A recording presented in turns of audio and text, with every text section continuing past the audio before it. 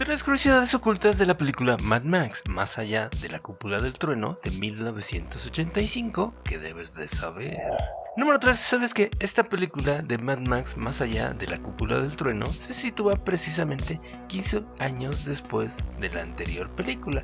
Es decir, de Mad Max 2, El guerrero de la carretera de 1981, la cual tuvo lugar 5 años después de la película de Mad Max de 1979. Esto hace que esta película se sitúe precisamente 20 años después de la primera. Así que, como ves, el creador y propietario de esta franquicia, es decir, George Miller, tiene bastante espacio para poder agregar más películas nuevas de Mad Max. Así que por lo menos en este caso tiene al menos unos 15 años de la vida de Mad Max que no hemos visto. Y hablando de eso, ¿sabías que los ojos de Mad Max son diferentes en esta película? Pues resulta que la pupila del ojo izquierdo está permanentemente dilatada. Y aquí me dirás, ¿y eso por qué, Renerdo? Pues resulta que es precisamente un guiño a la película de Mad Max 2, El guerrero de la carretera de 1981. Y esto pasa cuando el villano Wes obliga al coche de Mad Max a salir de la carretera y este choca y sufre una lesión bastante grave, obviamente en el ojo izquierdo. Y esto se puede notar perfectamente en las versiones de alta definición de esta película. Así que lo que pasó en la película de Mad Max Furia del Camino tuvo que ser antes de Mad Max 2, precisamente porque no se ve esa diferencia en los ojos. Número 2. ¿Sabes que la famosa cantante y también actriz Tina Turner tuvo que afeitarse la cabeza? Y esto lo hizo para que su peluca le quedara perfectamente bien, y eso que ella era bastante famosa y conocida precisamente por su cabellera. Pero lo más increíble del asunto es que ella no tuvo ningún problema en hacer esto. ¿Y sabías que la cota de malla que llevaba Tina Turner en la película pesaba 55 kilogramos? Ahora sí que no por nada se puso bastante fuerte.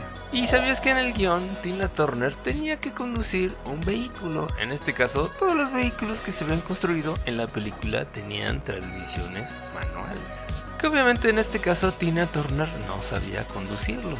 Así que en este caso la producción tuvo que construir un automóvil equipado con transmisión automática exclusivamente para Tina Turner. Y número 1, ¿sabías que en la película había 600 cerdos en Underworld? Que en este caso pasaba algo curioso porque realmente no pudieron comprar tanta cantidad porque si no hubieran perjudicado al mercado de la carne de cerdo de esa región.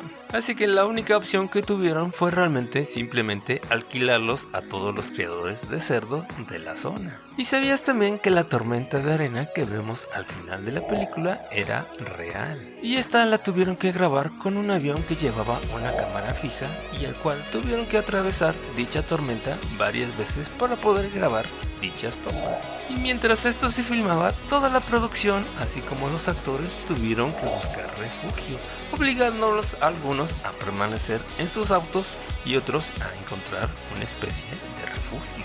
Afortunadamente no hubo pérdidas de vidas humanas, solo hubo bastantes daños en cuanto a los equipos de filmación. Y a ti, amigo, ¿qué te pareció la película de Mad Max más allá de la cúpula del trueno? Te leo en los comentarios. Obviamente no te olvides de suscribirte, darle like y compartir con tus amigos, eso nos ayuda mucho a seguir adelante. Así como también te recomiendo este video de quién será Headpool, Deadpool, Lady Deadpool y Kidpool en la película de Deadpool y Wolverine.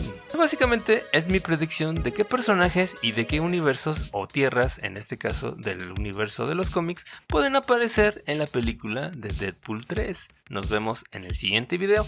Gracias por el apoyo, únete a la comunidad. Bye.